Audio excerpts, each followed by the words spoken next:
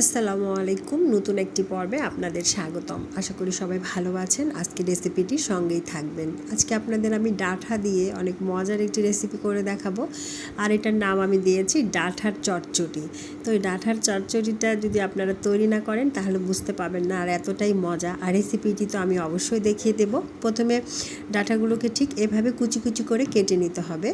মোটা করে কাটা যাবে না, তাহলে খেতে টেস্ট পাবেন না। এভাবে কুচি কুচি করে কেটে নিয়েছি। আর এখানে আমি 250 গ্রামের মতো শুটকি নিয়ে নিয়েছি। শুটকিগুলোকে আমি ভালোভাবে প্রথমে ভেজে নিয়েছি, তারপর এটাকে আমি ওয়াশ করে নিয়েছি। ঠিক এভাবে গরম পানি করে এটাকে ওয়াশ করে নিতে হবে, তা না হলে শুটকিতে প্রচুর বালু থাকে। প্যানে সয়াবিন তেল অ্যাড করে দিয়েছি। তেলটা অ্যাড হয়ে গেলে তাতে সামান্য পরিমাণে পেঁয়াজ দিয়ে দেবো। 2 থেকে 3টা পেঁয়াজ কুচি দিব। পেঁয়াজগুলোকে নেড়ে চেড়ে নেব সামান্য।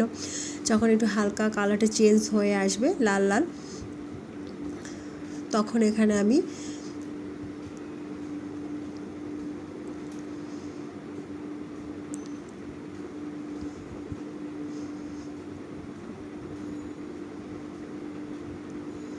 এই পর্যায়ে আমি কিছু রসুন কুচি অ্যাড করে দেব। তারপর আস্ত কিছু কাঁচামরিচ, এগুলোকে হালকা ভেজে নেব।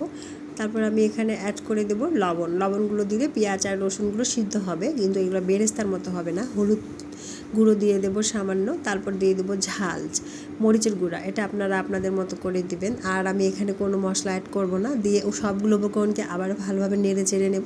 নেড়ে চেড়ে নেওয়া হয়ে গেলে তারপর আমি এখানে ধুয়ে পরিষ্কার করে রেখেছিলাম শুটকিগুলো, সেগুলোকে অ্যাড করে দিয়ে ঠিক এরকম ভাজা ভাজা করে নেব। তারপর আমার ডাঁটাগুলোকে আমি অ্যাড করে দেব। ডাঁটাগুলো অ্যাড করে নিয়ে সেগুলোকে আমি কিছু সময়ের জন্য আবার নেড়ে চেড়ে ভালোভাবে কষিয়ে নিতে হবে, তা না হলে ডাঁটার একটা কাঁচা গন্ধ থাকে, কাঁচা কাঁচা। তো ঠিক এভাবে সুন্দরভাবে কষিয়ে নিতে হবে।